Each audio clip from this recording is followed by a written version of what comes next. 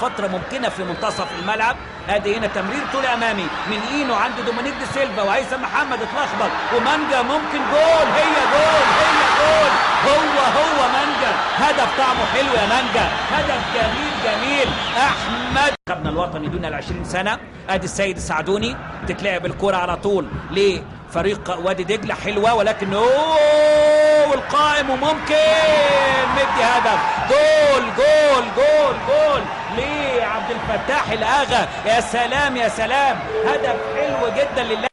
الأغا يتعادل 1-1 مع فريق النادي الأهلي. عبد الفتاح الأغا على مرتين، الأولى اصطدمت وعادت والثانية على طول جوه، ورايح لمديره الفني البلجيكي يقول له أشكرك على إعطاء الفرصة. بصوا شوفوا الإعادة اتلعبت الكرة ازاي. هنا بقى اتعملت الكرة بشكل حلو قوي، كرة عكسية.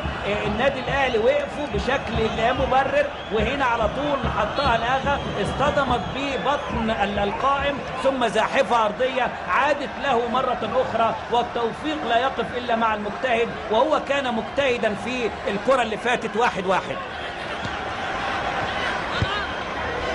هيبقى عليها إينو. دومينيك دي سيلفا ودي التسديدة. هوبا الله الله الله الله. هدف تاني روعة للموريتاني السنغالي. يعني أول أهدافه في الدوري الممتاز مع فريق النادي الأهلي.